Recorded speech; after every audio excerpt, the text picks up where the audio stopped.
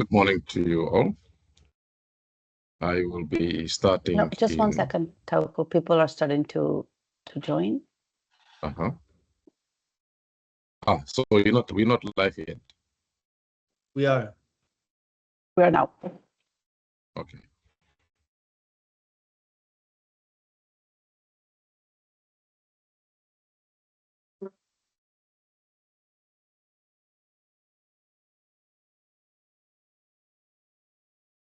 Well, we give them 2 more minutes. Let me see who comes, and then we start.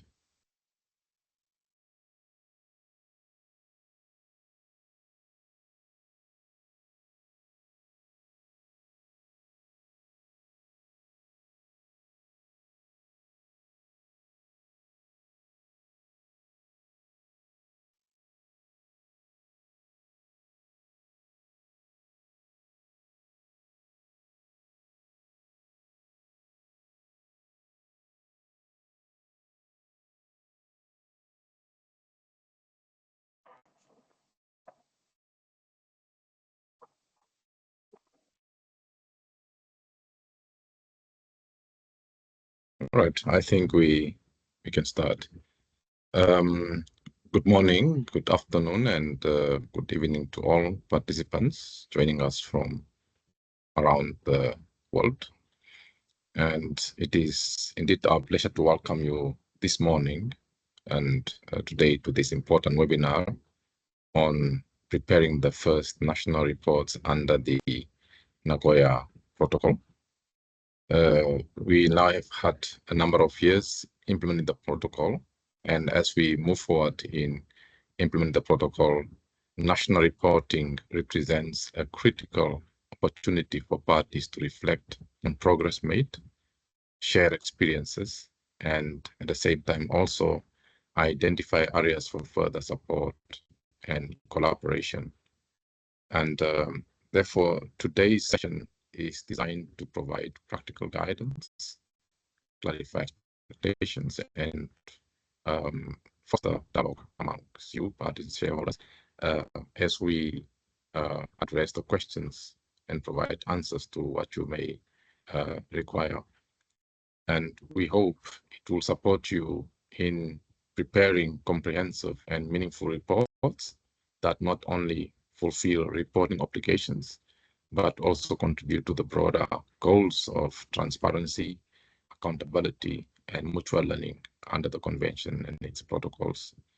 And so we know the deadline is fast approaching, it's almost upon us, and this is why we hope that you have already begun in all earnest to prepare your national reports, because that will be quite essential for the assessment and review of the effectiveness of the protocol. Thank you for your commitment to the objectives of the Nagoya Protocol, and we look forward to a productive and engaging discussion this morning. Thank you. Let me give the ABS team a chance to introduce themselves. Over to you, Beatrice, Matt, and Gisela. Introduce yourself. Thank you.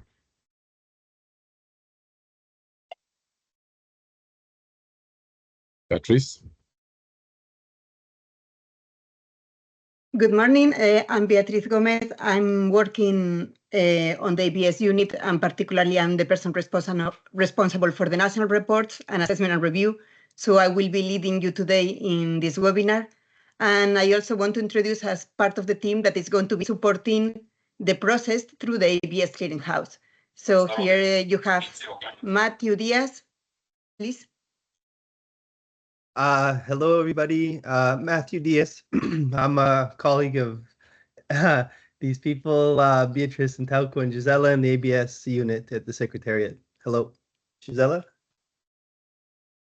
Hello, everyone. My name is Gisela Talamas, and I am also part of the ABS team, who's also going to be involved in the reviewing of the reports. I'm also the one following the email, the ABSCH email. So if you have any questions, you can always send them to me, and I will be happy to respond. Thank you. So basically, this is the team that is here to support you on the process of national reports from different perspectives and addressing any question you may have also after the webinar or while you are actually doing the submission. So now that you know us, I hope that it's easier as well to reach out to us. So with this, let's go to start the webinar. I think maybe people might join later on, but let's go into dive in. So the main idea of this webinar is to remind everybody that the deadline is approaching. We have a lot of time. The format of the report was approved 4 years ago. But now that we are coming closer, it's time to get our hands dirty and start to really work on the report and address any question you may have. So one thing I wanted to say also from the outset is that the recording of the webinar will be made available in the ABS Clearinghouse, but also sent to all those that registered for the webinar by email once that is available. So don't worry, you will have all the information ready for you once that the webinar is finalized and the recording is ready. So let's go. I have to say that, of course, my main message for today was about deadlines and the importance of complying with deadlines and what is the motivation, what is behind actually complying with deadlines as a concept. So I wanted to find a way of engaging on this idea of taking serious the 28th of February 2026 deadline, and I went to the internet as a source of inspiration and as well procrastination, as you all know.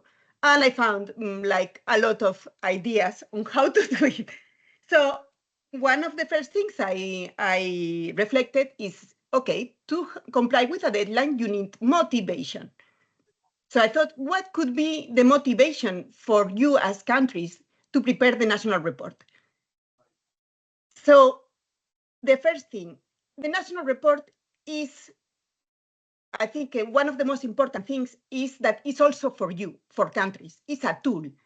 So how is a tool that can help you? Is the format for the national report is a checklist for national implementation. So we go through all the obligations of the protocol and we assess if we are complying with those obligations and what are we doing. So it can help as a checklist to see what you have done and what do you need still to do. Also, it's a way of an exercise of stock taking at country level to understand what is happening with your domestic implementation. So it's a way of reflecting and taking stock, and on that way to also see what is working, what are the gaps, what you haven't done, what capacity building is needed. And all that information is also very useful now that we are on the process of developing, or maybe you have done already the MBSAP, but you can revise the MBSAP, you can use it for your targets, you can use it for the implementation of the global framework.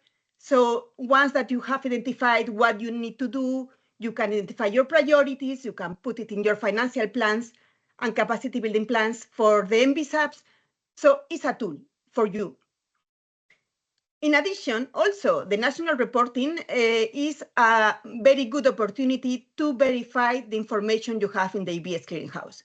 Maybe you have published information of the CNAs some time ago and you didn't remember to update it. So at the moment that you do the national report, you take a stock of what you have, you look at the ABS Clearinghouse, you verify the records, you update them as appropriate.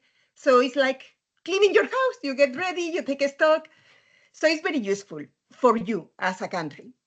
But it seems that motivation, according to the internet and memes that are super full of wisdom, is not enough. So what actually makes people to comply with deadlines is fear and an approaching deadline. So really, you need to feel the pressure, because it seems like motivation and how useful it is for you is not enough of a drive. So fear. This national report is a core protocol obligation. It's in Article 29, and each party has this obligation to monitor the implementation of the obligations under the protocol. And also, Article 14 is a strong obligation about making information available in the ABS clearinghouse as required by the protocol, or also COPMOP decisions. All these two obligations are really looked upon by the compliance committee, which, like in very like layman terms, is our fear tool. You know, like the compliance committee really looks at countries complying with the obligation to submit information on the national report and information on the ABS clearinghouse. Here also some additional information, if we have non-parties among us, a publication of national report and information on the ABS clearinghouse by non-parties is not an obligation, but is encouraged. So if you want to submit the national report as a way of showing what you have done, of taking stock, as you have the motivation, please do so. And for the ABS clearinghouse is essential for many different reasons, for users, for particularly for users to understand what are the institutional structures and measures in place. So please provide also that information on the clearinghouse. And the second motivation is the approaching deadline. So the deadline, if it has to be very clear, is the 28th of February, 2026. So basically you have 5 months minus 1 day to do the work.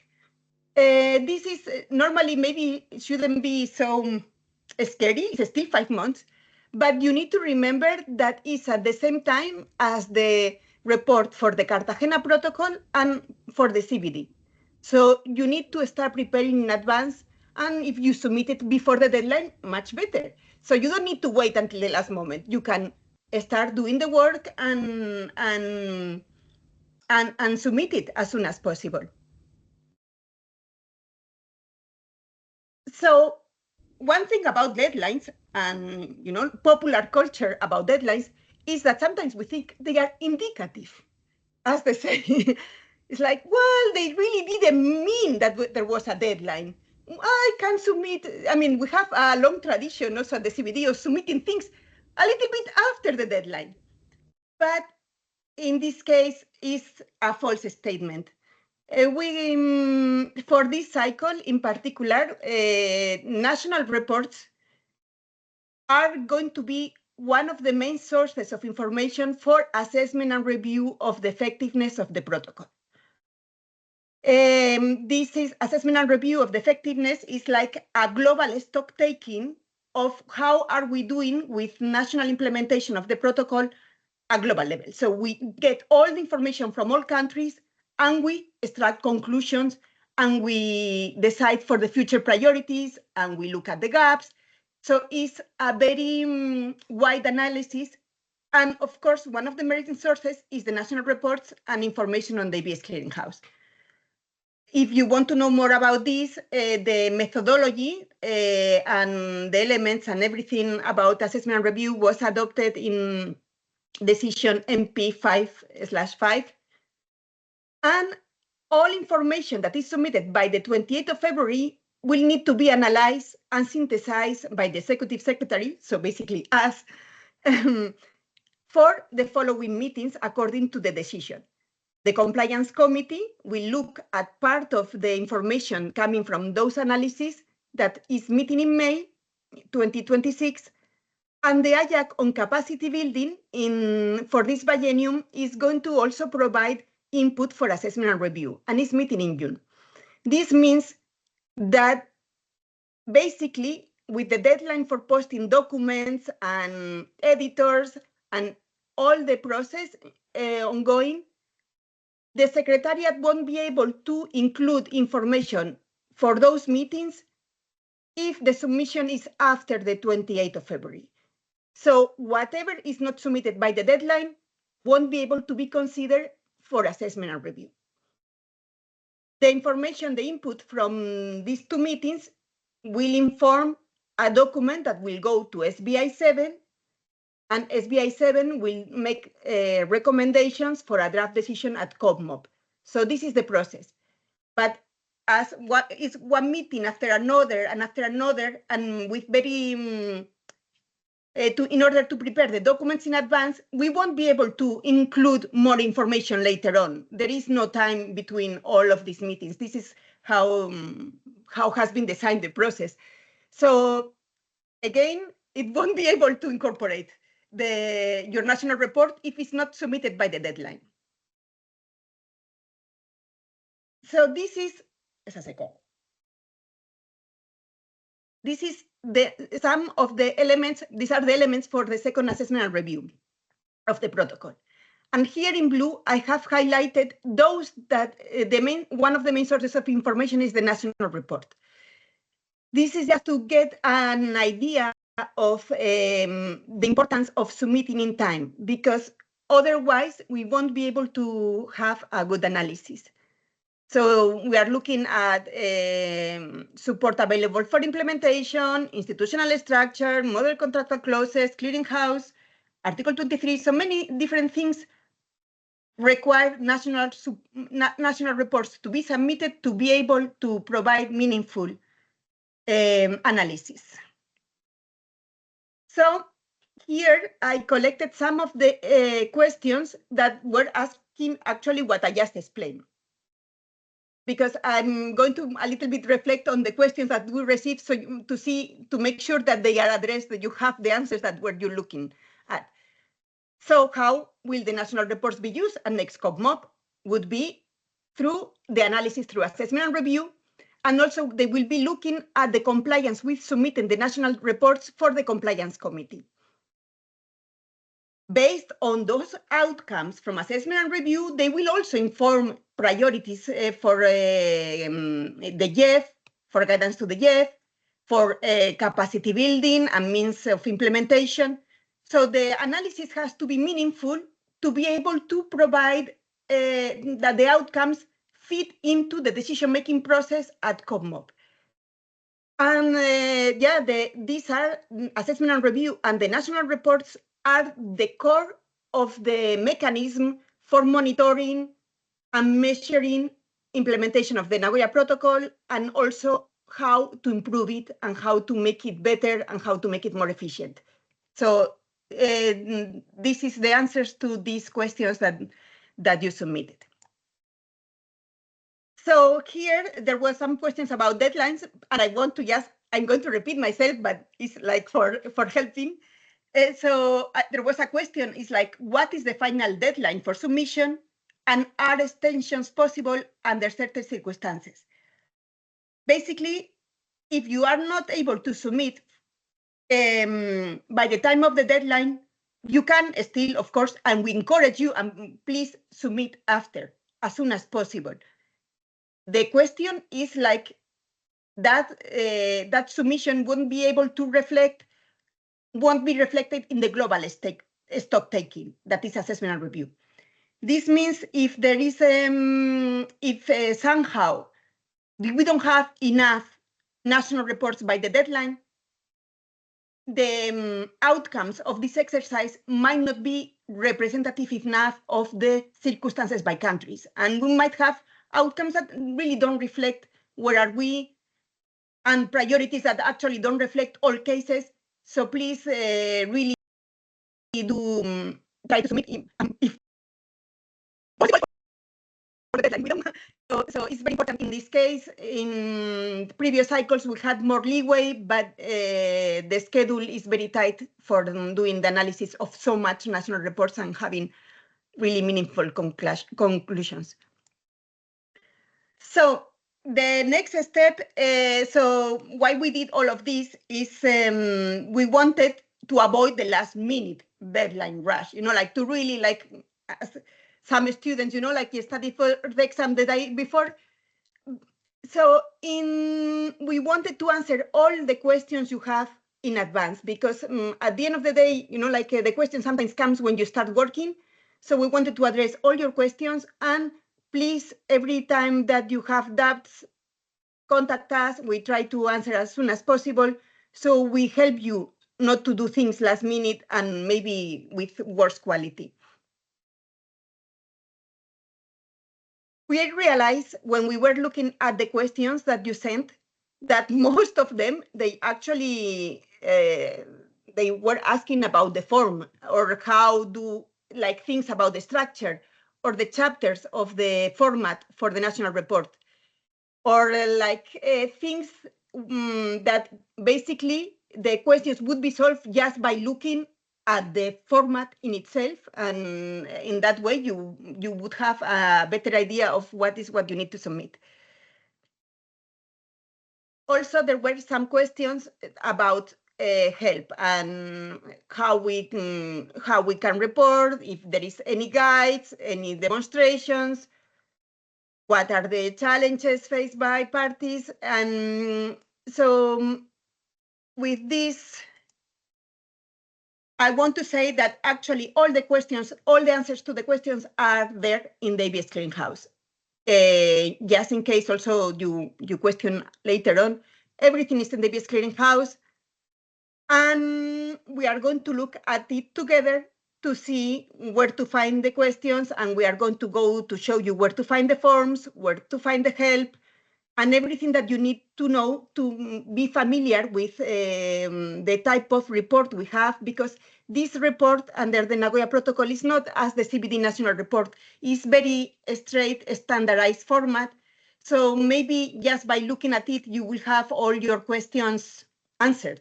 So let me go out from the presentation and take you to the ABS Clearinghouse.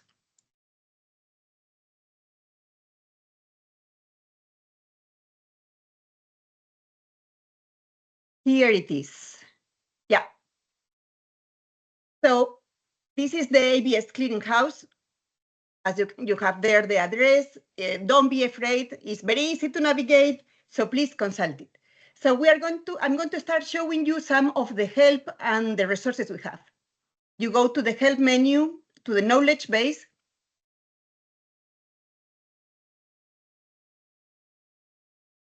And here at the beginning, you already see the first national report. Let's go to see what type of information we have. View more. A second.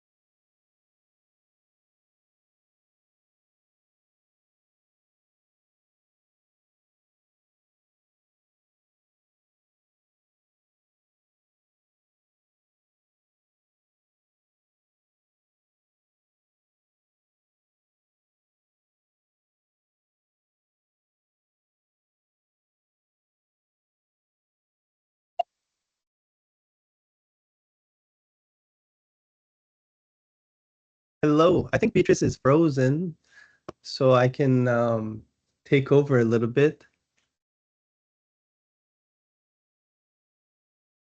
till she comes back. I'm gonna share my screen again. Share my screen again. 1 second. Can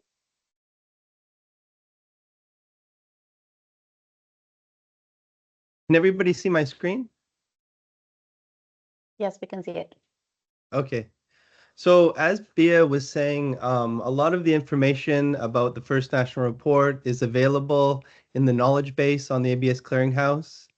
So if you go to the help section, we have this link called knowledge base. You can click there, and then we have some information on the first national report. It's one of the first things that comes up. So if you click there, we have a video tutorial, and we also have some guidelines and other information about the first national report. So I won't show the video, but you're welcome to take a look at that when you need to go through and enter information into the form and know how to do that, know how to answer some of the questions and use the clearinghouse. That's one good way to find out how to do that in quite some detail. So we have this video in English, Spanish, and French. So please take a look at that if you need extra help. The second thing I can show you are the guidelines for the first national report. So it covers a little bit about the background, some of the stuff that Beatrice already mentioned. And we go through a bit of the content and the structure of the report. So this report is very similar to the interim national report. Some of the questions have been slightly updated. One of the things from the interim national report, we noticed that some of the questions were answered in a little bit ambiguous way. For example, one of the questions are, have measures been taken to meet the obligation of the protocol? And for example, if you answer yes, it means that those are fully implemented. Yes, to some extent means that something is partially implemented, or there's work underway, or there's work planned. And no means this has not been implemented yet. So I think most of the questions follow this similar question and answer pattern. So that makes it pretty easy and also comparable to the previous reports. As you can see, the different sections of the national report cover a lot of the protocols articles that deal with party obligations. So it's quite detailed, and it's yeah, quite a long report, but it goes through every that's why Beatrice said it was like a checklist, because it covers all the party obligations. Yeah, we talked about the submission of the report and the deadline, and how important that was. So there's a bit of FAQs here, some of the questions that we get, how to submit the report. So the report is submitted through the clearinghouse, and in the case where you have very poor internet connections, you can submit it as well by downloading the offline report and submitting it to us that way. But this is only for countries that are facing problems submitting it online. So another tool that we have, very Hello. similar. She's Oh back. my God. Sorry, I didn't realize I was not there. I've been talking to the emptiness. Yeah, you froze. I was just yeah. Sorry. Well, so I still can't. We still can't see you. how can it's not that you cannot see me? Well, it's just black. So. Okay, I'm going to leave. Sorry. Okay. Well, while she sorts that out, I'll continue with some of the information on the clearinghouse and show you a little bit about the report analyzer. So the report analyzer is a tool that we've developed that it's a way to show all the reports that have submitted and be able to sort of compare question to question. So, for example, we have the interim national report, and you can analyze it with some of the information, and you can go through each of the questions and see the breakdown and how countries have answered it. You can even go into the details and get some of the narrative parts of the reports, which can be very interesting to understand. You're back, Bia. I don't know what happened. Okay. So, sorry, let's go to provide. So you have done the guidelines. Did you do the videos and the online reporting? The reporting tool. The analyzer. I didn't go, I didn't show any videos though. Yeah. Anyway, do you want me to stop sharing my screen so you can share your presentation? Yeah, I go again? back again. Sorry, I don't know what happened.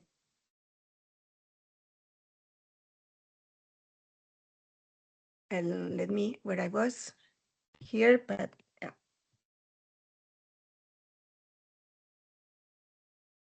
So, okay, sorry, I was actually doing the presentation to myself. I wanted to show the videos before, maybe let's go to do the videos before I forget. Thank you, Matt, for jumping in. This is good teamwork. So here, there is some video tutorials that are under 10 minutes, where basically is a small summary of what we are presenting today. And you can, and they are in English, in French, and in Spanish. And exactly, they are like basic, going you, like guiding you step by step on how to submit the national report and some basic information similar to what we are presenting. They are very useful. They are 10 minutes. They are easy to see. And yeah, a very useful resource. So the other thing I wanted to show is actually the submission, how the submission works online. So here you have the first national report. You can also here download the offline formats that you can be very useful to collect the information beforehand. You submit it off like online.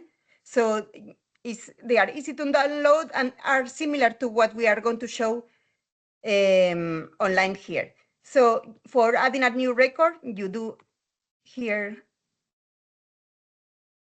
plus, yeah. Here, these are the guidelines, similar to what probably Matt explained at the beginning. So whatever he went through, where you have like also the standardized, what means the standardized answers, yes to some extent, or no. And yeah, here the frequently asked questions, so you have that information. So now let's go to look at the submission form. You can select the language, has to be one language of the UN languages. Select the time period, and you have here the explanation of the time period. And many of the questions, I mean, the questions are always similar. They are very easy to follow. So for example, has your country designated at least one competent national authority? You have to say or yes or no. When you do, for example, yes, this enables other questions. Have you published information in the ABS clearinghouse? Yes, to some extent. So I published some, but not all. And are you planning to designate additional in the future? So the questions are very standardized, as you can see. For example, checkpoints. Let's go to look at the measures one. For example, has your country established ABS measures? And you can answer yes, and you have to explain your response. You can provide more information. So I adopted this act in this year. So here you provide the narrative part, yes, to some extent, and you also explain it's like, yes, but I have a regulation that is on a draft form, and I'm going to publish it soon. So here you provide like the meat, the narrative, or no, and you explain why, for example. So Beatrice, can I ask you a question? Yeah. So if I click yes, does that mean my ABS legal framework is complete? No. Yes, yeah. It's fully implemented. Sorry. It's yes to some extent that you need to do something. If you have questions of what means yes and yes to some extent, it's on the guidelines on the first part, because I read it out loud on my own. Wait a second. But it's important that you all understand this. I think I just wanted to mention that because I know that in the previous reports, people interpret that a little bit differently, and I think it's important to have that clear. Sorry to interrupt you. Yeah, no, it's okay. It's just because I had in my mind, I did this before, sorry. So yes means that the provision can be considered fully implemented. Yes, to some extent, that can be partially implemented. So there is work underway, or there is something else to do, like it's not, you haven't finished the work. And no means that it's not yet implemented. So this, every time that you have a question, you can go back to this, is in the guidelines, and you have it offline, you have it in all the resources. submission form. Let's go back again. So, for example, I wanted to, there were some questions about indigenous peoples and local communities and how to integrate. And there was questions a lot about gaps. I want to explain that the questions and the way that the national report, you should have all the information. If you don't have it, you need to make the exercise of looking and get the information, because it should be, it's very straightforward. So for example, for indigenous peoples and local communities, do you have IPLCs in your country? If you don't have IPLCs in your country, you don't need to answer the following questions. But if you have them, these are the type of questions that we are asking you to fill. Do indigenous peoples have the established right to grant access to genetic resources according to your country domestic law? So it's yes to some extent. No, that means if you don't know it, you should research to understand the status, because these are key obligations under the Nagoya Protocol. Bea, if I could interrupt, since you're talking about IPLCs, there is a question in the chat as to what is expected from the consultations with IPLCs. So since you are in that question, I don't know if you want to answer to that. Yeah, I think the answer is actually in the report, because here is about countries and their obligations.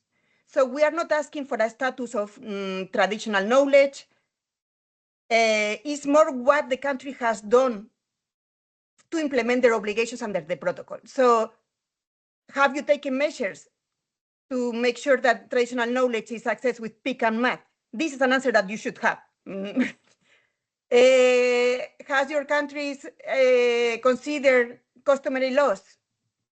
What are the mechanisms for the effective participation? Has your country endeavored to restrict the customary use? So these are very based on the country actions. Of course, you can use the consultations. You can do consultations with IPLCs to understand their needs, to understand their priorities, to see what are they doing. And you can include the information here as part of your what you are doing for complying with the obligations of the Nagoya Protocol. But it's not necessary. Here is about taking stock yourself of what are your actions.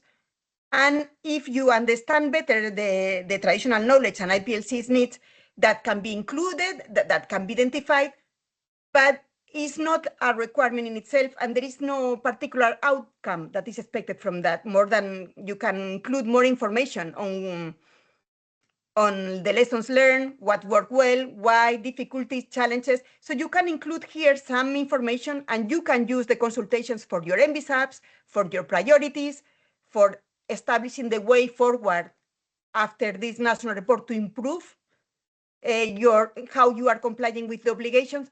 But the national report in itself is easy to fill. You can go as far as you want as well. The more information we have, the more meaningful.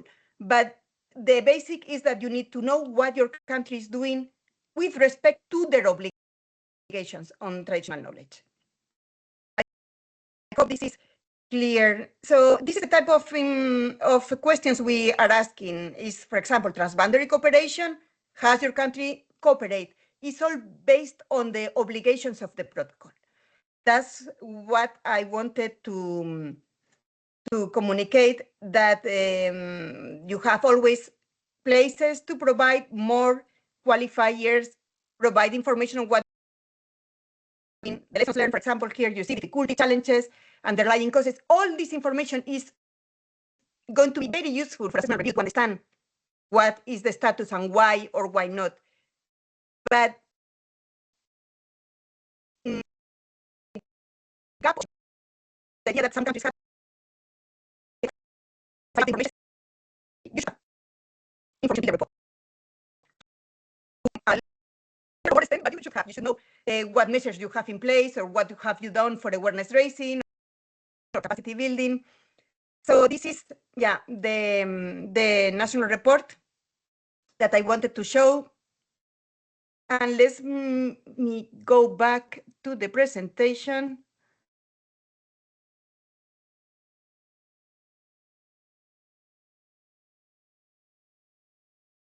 Okay, resume here. Okay. So here, gaps.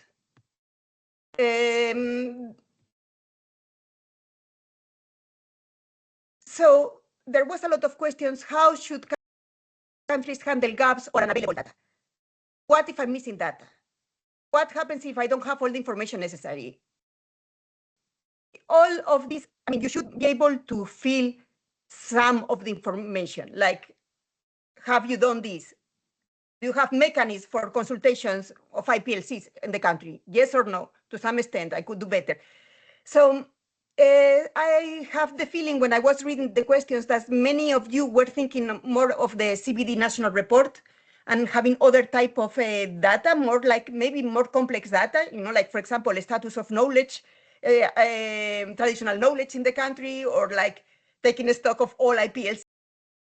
No, that is not required. What we're saying is what you have done as a country to comply with the Nagoya Protocol. If you don't have ABS legislation, how much level of reporting will remain? I mean, you still have to report. You have to say, no, I don't have legislation in place. No, why? What are the obstacles? What are the challenges? What are your plans? So this is how that's how we are dealing with the issue of gaps. So you shouldn't have gaps in data that are difficult to fill the report. There was also some questions whether it's paper-based or online or via online tool. And if I can submit the report in hard copy, in case that there is an issue with submitting online, basically only if it's not technically feasible, I mean, countries should submit online. Everybody should be able to submit things in the ABS clearinghouse, because also submitting information on the ABS clearinghouse is an obligation in the sense of, like, you have to have your CNAs, you have to be able. Sometimes, if really technically not feasible, you can do it offline and contact us, and we will try to help you. But we will first try to help you to put it online yourself. We will try all, because sometimes it's just to try to also to build that capacity to do the things and be autonomous with the submission online.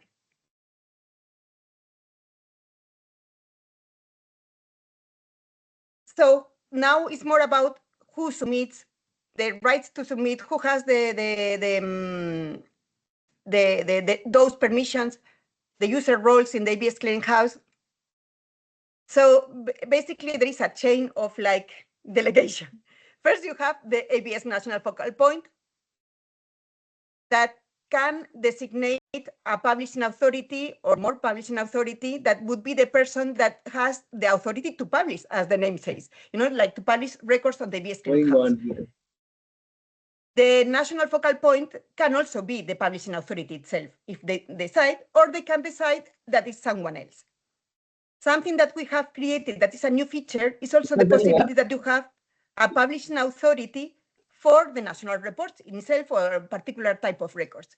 So if you think that the current person as a publishing authority could be like a bottleneck, or things don't work, or they have other roles, and you need another person specifically to publish the national report, you can do that.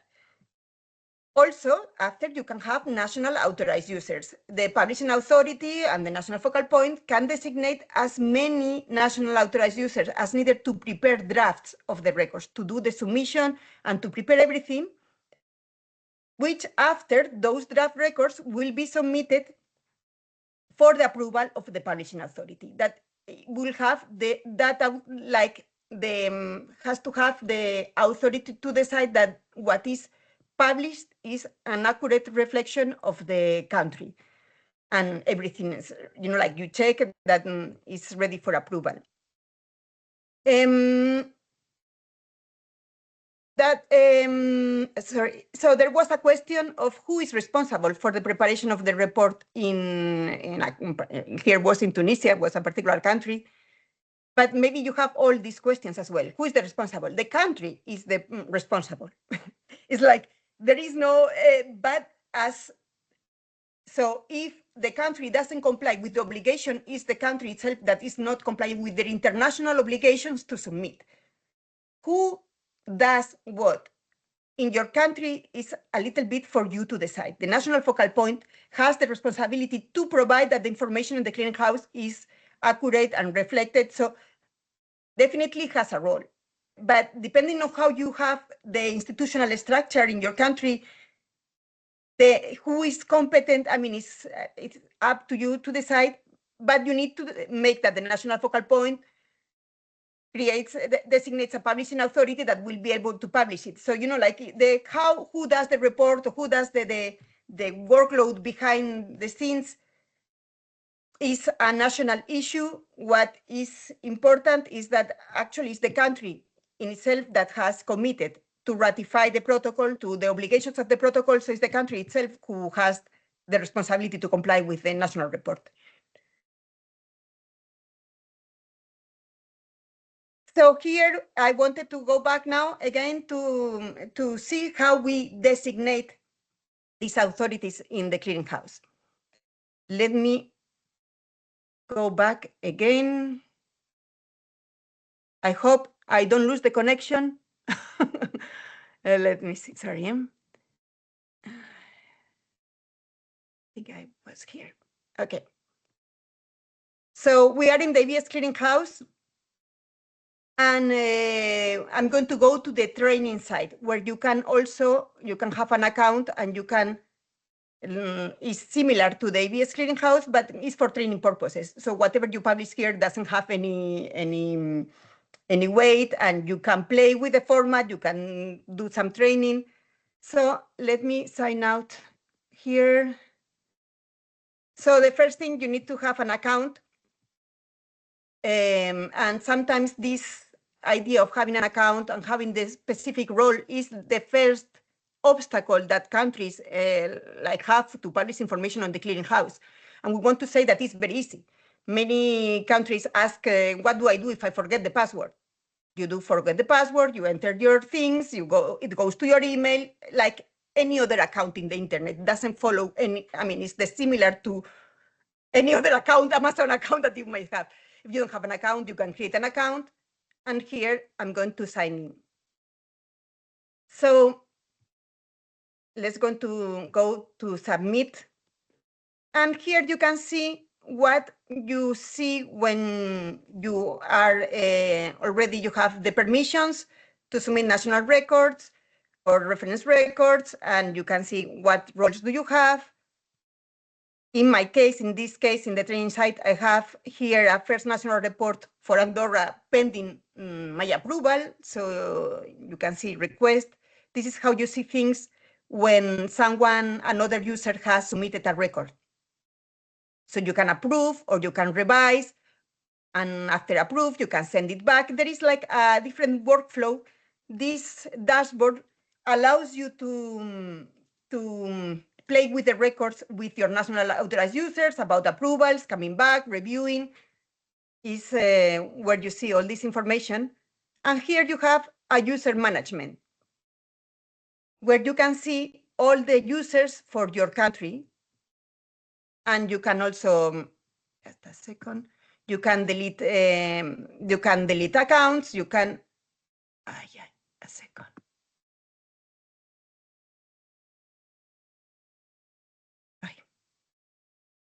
Here, I can add an authorized user, for example. So here you would, if you want to create a publishing authority, you would add the email and you go through the motions to get your publishing authority or national authorized users for the country. So this is very user-friendly, it's easy. In case you don't want to go through the user management or you experience any problem, you can also send an email to the ABS clearinghouse, and we will help you through, we do the designation for you.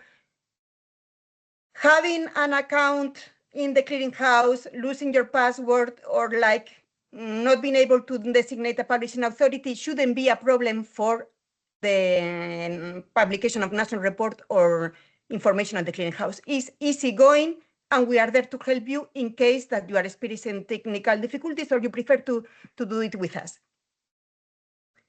So this was what I wanted to show you here. And I'm going to go back.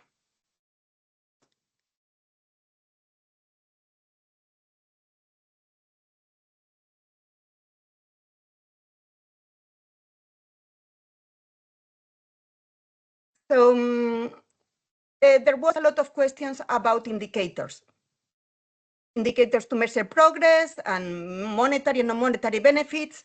And I want to just use some time to clarify some difference between the Nagoya Protocol report and the report of the CBD and for the GBF, for the Global Framework, Biodiversity Framework. So there is a way of measuring. We have a framework of indicators for the Nagoya Protocol. This was adopted in COP-MOP3, and there is 6 indicators that are based mostly on the questions from the national report and information from the clearinghouse. So they are like number of parties that have published information on ABS measures. For example, you can see number and percentage of parties with 1 or more competent national authorities.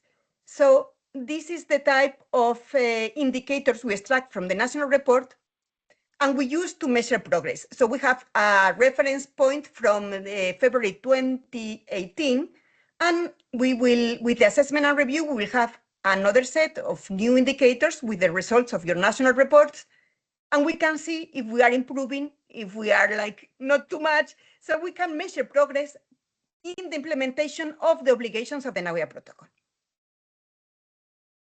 But after we have the ABS indicators to measure progress on the global biodiversity framework. And many questions we received were thinking more about this.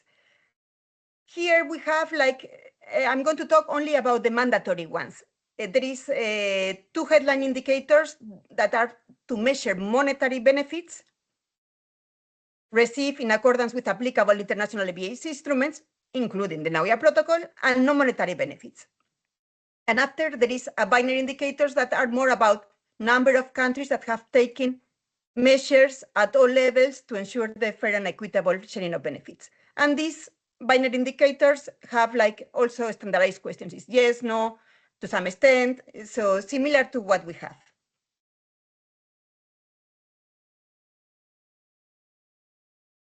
So to answer some of the questions about monetary and non-monetary benefits, I just wanted, this is table, and you have also some information, we'll share some information later about where to find all the questions, the answers to the questions you have.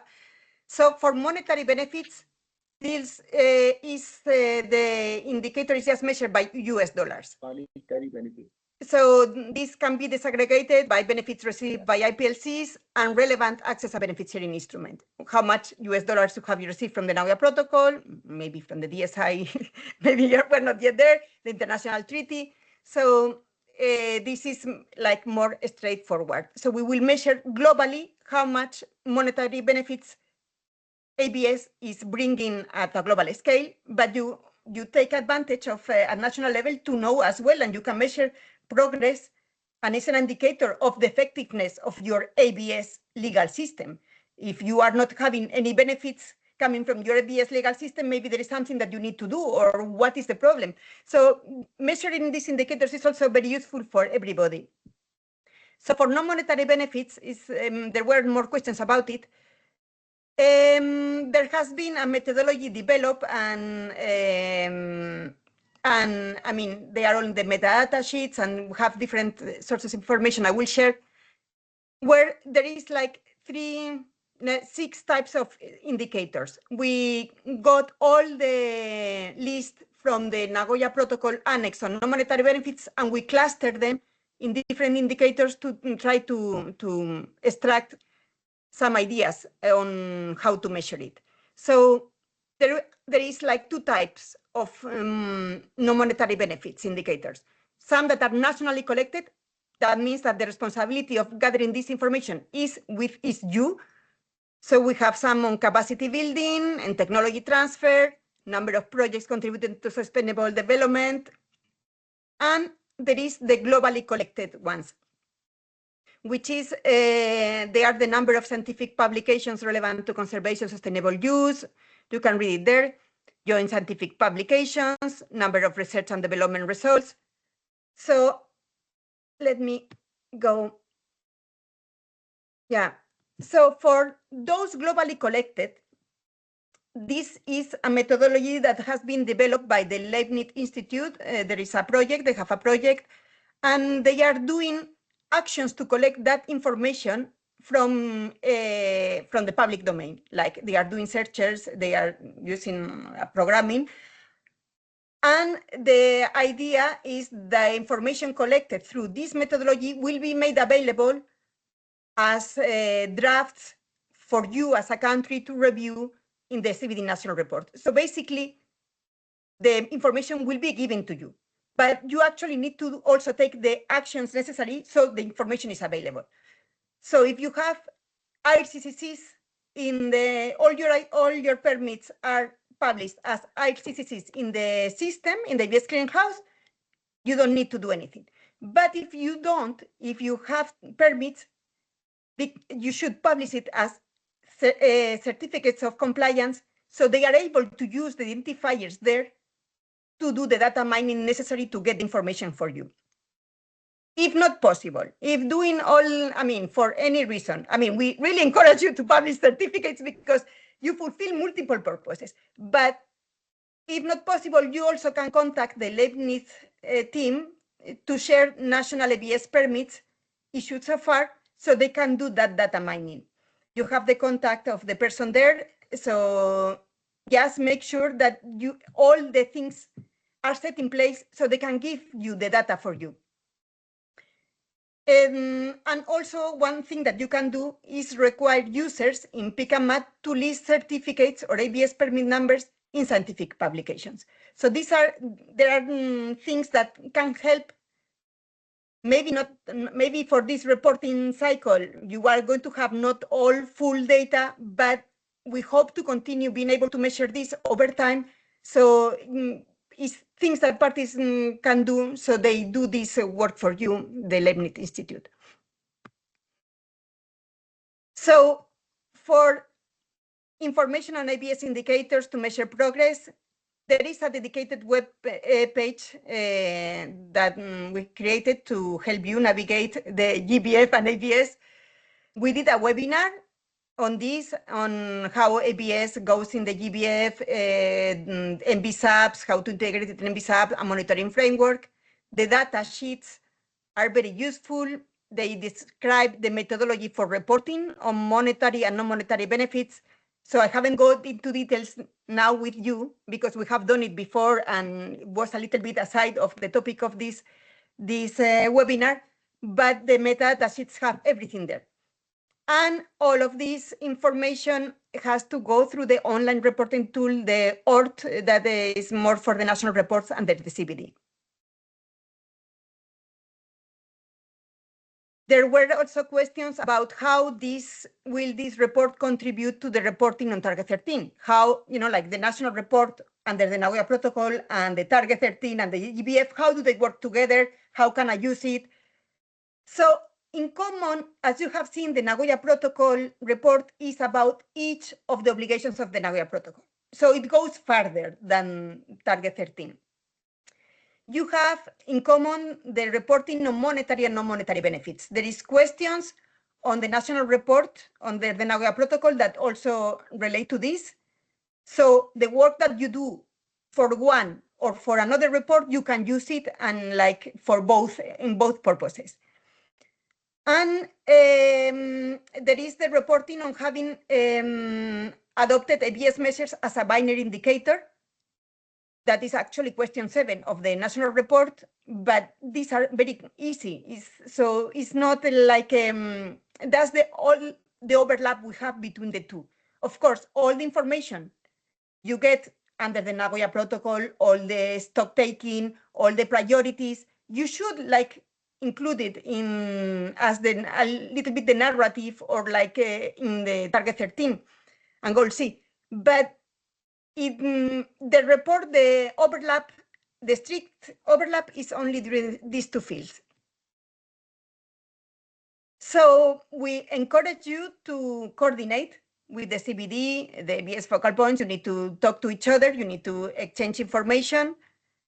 And the information from the global review of the GBF, like whatever you submit on the national report of the CBD, and if you have done on the BSAPs, on the targets, is also going to be used for our assessment and review, and the opposite. Whatever you submit on the national report and assessment and review of the Nagoya Protocol, we help on the global review. So at the Secretariat level, we are using all the official sources of information to help to get a picture of the status of implementation of ABS by countries.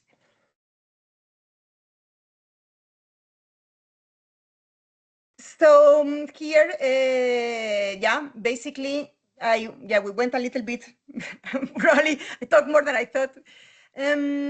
Was about if you have other questions. I also wanted to have to remind everybody, let me see if I, that there is a survey to support the review of the operation and implementation of the ABS clearinghouse that you can fill, and that is also going to be part of assessment and review. So we share the link to encourage you. And here is an opportunity to see, because I haven't been able to follow the chat at all, if there is any remaining questions that I haven't answered with this explanation. And Gisela, maybe you can help me to see if I'm There is just outstanding one things. question. Yeah, there's just one question pending, and it's regarding those benefits that are mentioned in signed mats, but that have not yet been received. Like, how are those registered or reported? Basically, what for the indicators, I'm talking here about the GBF. We are talking about benefits received, like actually accounted for. So this is in a way of helping measuring. Helping measuring the progress. So you will report them maybe in the next cycle as received, and we hope you do. But is benefits actually received and that you have already benefit, because we also consider that something that is included in MAT, but we don't know exactly when the benefits are coming, you shouldn't be already reporting on them as a fact. These are things that will happen maybe in the future, maybe in 5 years, maybe in 2 or 10. So you will report on them once that you receive them. And in that way, we have a clear criteria for everybody. And another thing is that for your national systems, you count them or different, but at global level, it's like clear cut, received. Thank you. Those are the only questions in the chat, but we have someone that has raised their hand. So maybe if you want to address your question, we're just unmute and let's see if your mic works. Good evening, everyone. I want to raise a question that CBD is an integrated organization to collect data from all over the globe, be it any national organization or the country-wise.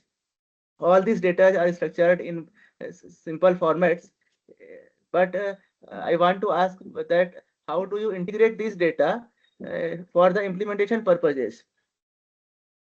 It means there are a lot of data collected from various national organizations and countries, national governments, but how this data are synergized for the purpose of implementation?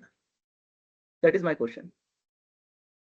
Let me see if I will answer it correctly. The purpose of the national report, as I said, there is multiple purposes. There is for you, there is for global stock taking and helping moving all together and policy decision making based on that. And there is also for helping other countries. So the fact that you have all the information on national implementation there from all different countries is a way of sharing experiences and lessons learned and seeing what other countries are doing. So it helps for sharing among countries are learning from each other implementation. It helps you as a country to get overview and taking stock and decision, and at global level for influencing decision policy making decisions, and that come up to the site based on facts from actual implementation from countries. So these are the three dimensions where the national report helps implementation. Is this answering your question? Yeah, it's okay. I just wanted to ask that what are the agencies for implementation of these national data, etc., at the CBD level? It means what are the bodies which are helping for implementation of the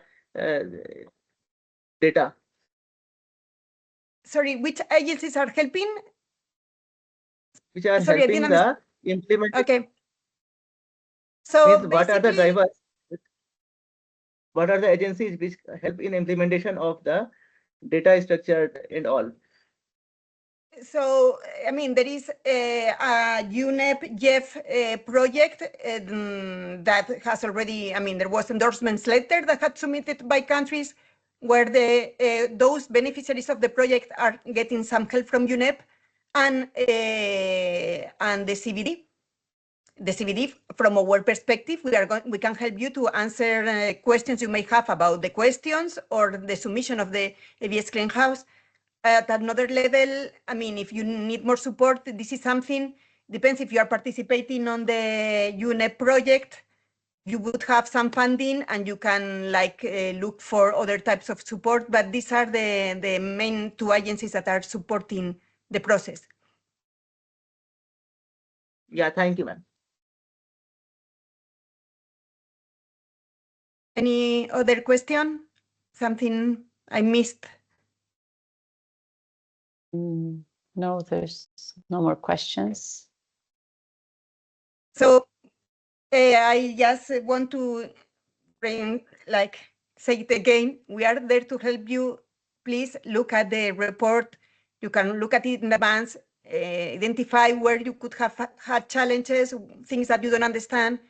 We can help you on the preparations on this sense. And yeah, if you have technical issues, contact us on the ABS Clearinghouse. And I hope that, you submit by the deadline and you have been very encouraged. We will send you reminders. It's, as I say, it's very important in this case. If we want to really take a stock and in Armenia and do a meaningful decision making based on that stock taking, we need your reports. So make good use of them. To use them for many purposes, for your MBSAPs, for getting your funding, for use them. It's a tool for many different things, not just an obligation. So if there is no more questions, I think this is all for today. I'm sorry for the technical glitch. That was a funny, but I mean, you cannot do webinars without technical glitches, I think. So I hope it has been useful, and we will send the recording by email once that is ready, and will be posted on the ABS Clearinghouse. Go to the ABS Clearinghouse and get all your information you need. And thank you. Thank you, everyone.